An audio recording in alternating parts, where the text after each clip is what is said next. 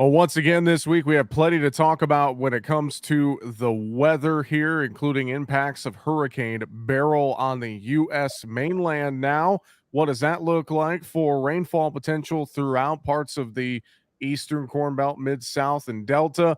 We're going to talk about that and take a look at other weather stories around the globe. Joining us now for our weekly weather conversation, Eric Snodgrass with Nutrient Ag Solutions. Eric, hope you had a great 4th of July holiday. And here we are back to reality. Everyone headed back to work and things like that to start off the week. And for many folks in the along the Gulf Coast, in Texas particularly, Hurricane Beryl making landfall on Monday. And I know that the track of this, it's going to turn into a low, it looks like, and work its way through a lot of the eastern half of the country. So give us the details on what we're looking at with Hurricane Beryl right now. Yeah, so early this morning did make landfall. Max sustained winds around 80 miles an hour, although there were gusts, of course, that were higher than that. Hit just south and east of Houston, and as it treks farther to the north, we'll see tropical storm force winds, which means up to 74 miles an hour. That'll extend pretty far north into Texas. But really, it's going to be a story about the rainfall. What's important about this, just something for you and I to keep track of, is that the GFS model is the first one that got this right. The European was way too far south. And, we always like to talk about the models and which one's good and which one's bad. I got to chalk this one up to the GFS at this point, seeing that the moisture from this was going to get into Texas and then eventually into Arkansas and then into Missouri, Illinois, Indiana, Michigan. So that's a big section of the Mid-South and Midwest that are going to get some desperately needed rains. And as I think about it, it's amazing to think that the Northwest Corn Belt's so wet. We had huge storms in the Western Corn Belt, like Nebraska over the weekend, some major hailers. In the Southeast, there's been some better storms as of late, even though there's still drought in the Southeast.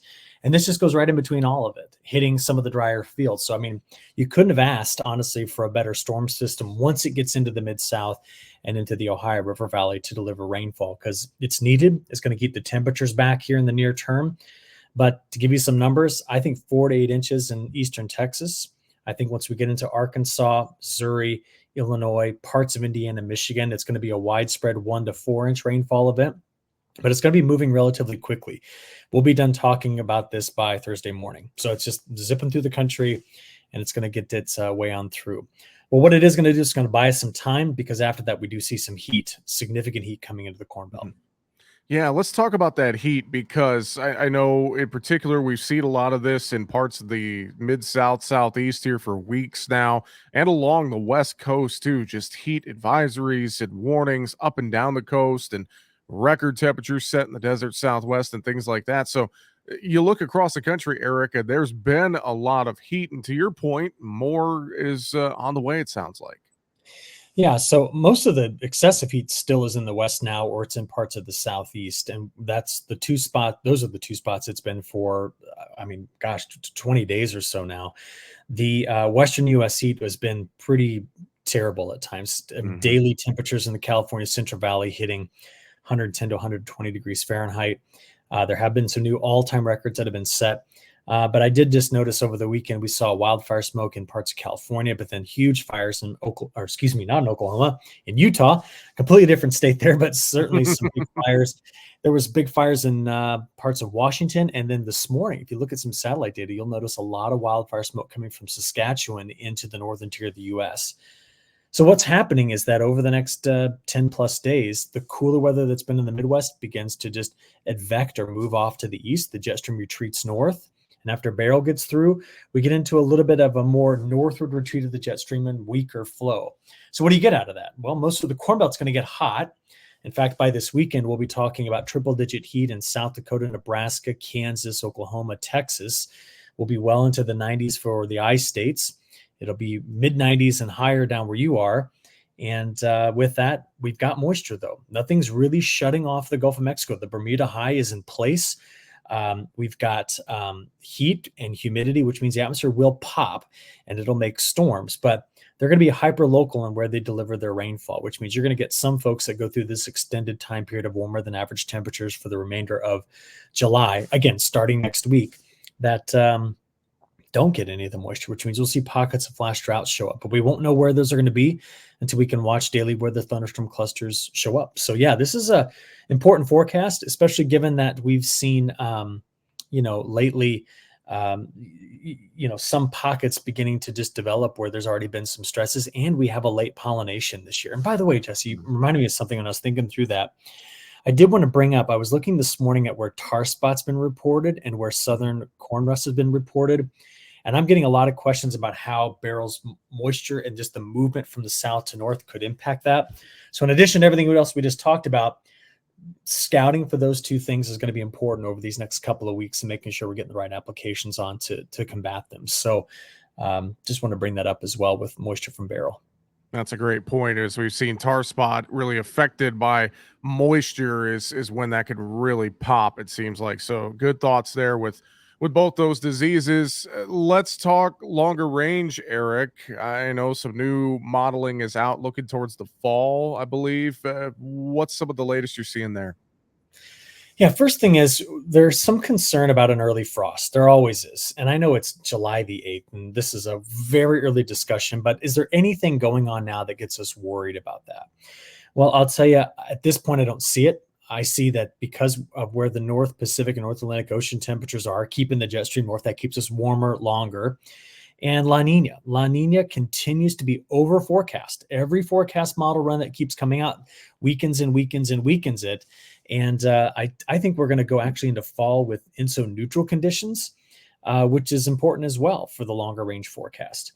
But the reality is that I think we have a better chance of having a drier second half of summer than wetter like we just had, mainly because of where the jet stream is expected to retreat. Having such warm water flanking North America in the North Pacific and North Atlantic just helps retreat farther to the north. And if you do that, we just lose the ability for the atmosphere to drop troughs into, for example, the Midwest.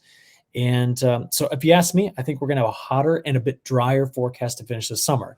And in the same breath, I'm going to tell you, nothing's going to kill the Gulf of Mexico moisture, and we still have a lot of moisture in the soil and in the vegetation Northwest Corn Belt, which means drier, bigger picture, but lots of isolated storm complexes as a result. So this is, again, and I feel good about this, but what did we say at the beginning? Hot, stormy summer.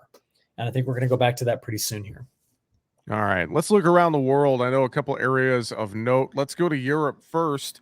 It sounds like maybe some concern again with the Black Sea region, Russia, Ukraine, and then also some concern in the North China Plain. So talk about what you're seeing on that side of the world right now. Yeah, so every morning I check the newest NDVI data for Western Russia, that grain belt, and then Ukraine, and it is still near record low. When I say record, I'm talking about the last 20 years. That's the record time period I'm talking over. And the forecast keeps showing up drier and hotter for that area. So there has to be more stress than what I guess I'm seeing on the maps. And I'm waiting for more information from those growers from that area just to kind of reveal what the shape of the crop is in. Again, a hotter, drier forecast. It's quite hot in Central Europe as well. Now you go over to parts of China. For months, we talked about how wet it was south of the Yangtze River and that it was getting dry on the northern side of the Yangtze River. Well, we've now flipped that. It's now hot and dry south of the Yangtze and very wet, like encroaching on the North China Plain. And the North China Plain grows a lot of competing crops with what we grow in the Midwest in our Corn Belt. The Manchurian Plain, which is north of the Korean Peninsula, is also forecast to be a little bit drier, but no major heat stress at this point. And I'm not hearing a whole lot of crop issues there, but we just need to keep watching it because we flip-flop the pattern in much of China, what we saw in spring and early summer to now midsummer. So, yeah, I still think there are some weather adversity issues going on across big growing areas of the world, but will they be reflected in market prices? That's yet to be seen. That is very true. How about South America too, real quick? I know Argentina, I've been watching some dryness there. It's been tough for winter wheat establishment, but Brazil's maybe a bit different story. What's the latest in South America, Eric? Yeah, very cold in Argentina, getting into like Uruguay and then over toward Paraguay and then up toward Bolivia. And north of that in Brazil, still hot. And so you can imagine there's a front in between that, right? And along that front, very wet conditions coming into southern Brazil, running up toward the Bolivian ridge. And remember, it's the dry season. So to see such wet conditions on the southern edge of where we grow a lot of crops in Brazil, I think that's important just to think about what that could mean going forward. So they're still harvesting some crop there. So we have to remember that. But very, very wet along that frontal boundary. It's again south of the Cerrado, but north of southern Brazil. Well, I know folks can stay up to date with the latest weather details on your website, agweather.com, ag-wx.com. With that, Eric Snodgrass with Nutrient Ag Solutions.